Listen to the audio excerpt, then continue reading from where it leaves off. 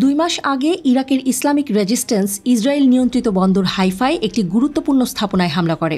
Drone ব্যবহার করে হামলা চালানো চাঞ্চল্যকর হামলাটি ইসরায়েলে আলোড়ন তৈরি করেছে।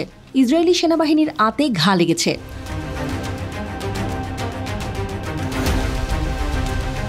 দুই মাস আগের ইরাকি আক্রমণ নিয়ে বিস্তারিত জানিয়েছে ইসরায়েলি মিডিয়া।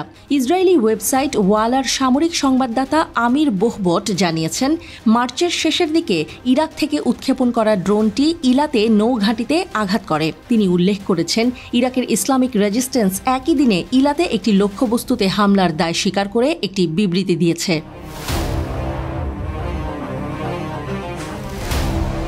ওয়ালা নিউজ ওয়েবসাইট জানিয়েছে, ড্রোনটি সুনির্দিষ্ট লক্ষ্যবস্তুতে আঘাত হানতে সক্ষম হয়। ইসরায়েলি ক্ষেপণাস্ত্র ইরাকি ড্রোনটিকে আটকাতে পারেনি। ড্রোনটিকে আটকাতে ইসরায়েলি নৌবাহিনী এবং বিমান বাহিনীর ব্যর্থতার জন্য সমালোচনার মুখোমুখি হয়েছিল। ইরান সমর্থিত ইরাকি প্রতিরোধ জানিয়েছে, ইসরায়েলের বিরুদ্ধে তাদের অভিযান চলমান থাকবে। এদিকে গাজায় ফিলিস্তিনের সশস্ত্র সংগঠন হামাসের পাতা ফাঁদে পড়ে 4 ইসরায়েলি সেনা নিহত হয়েছে। এছাড়া আহত হয়েছে আরও 7 জন। এই সেনারা গিবতি ব্রিগেড নামে একটি বিশেষ ইউনিটের অংশ ছিল। হামাসের সশস্ত্র শাখা আল কাসাম ব্রিগেডস এক বিবৃতিতে জানায়, তাদের যোদ্ধারা রাফাহ শহরের সাবুরা শরণার্থী শিবিরের একটি ভবনে ফাঁদ পাতে।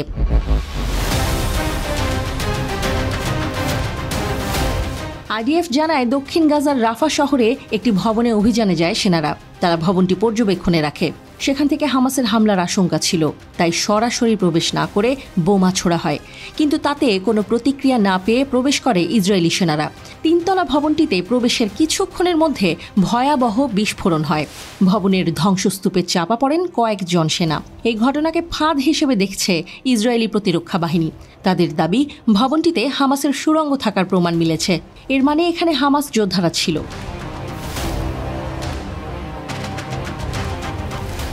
নিহতরা হলেন মেজর তাল পশেবিলস্কি শালভ, স্টাফ সার্জেন্ট এতিন কার্সব্রান, সার্জেন্ট আলমোগ শালম এবং সার্জেন্ট ইয়ার লেভিন।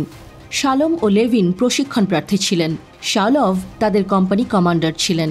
নিহত 4 সেনা ছাড়াও আরও 7 জন আহত হয়েছেন। তাদের মধ্যে 5 জনের অবস্থা গুরুতর।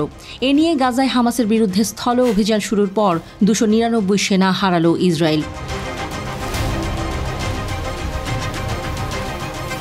জাতিসংঘের নিরাপত্তা পরিষদ গাজায় যুদ্ধবিরতির প্রস্তাব পাশ করলেও ইসরায়েলের পক্ষ হতে যুদ্ধবিরতির প্রস্তাব মেনে নেবে কিনা তা স্পষ্ট করে বলা হয়নি।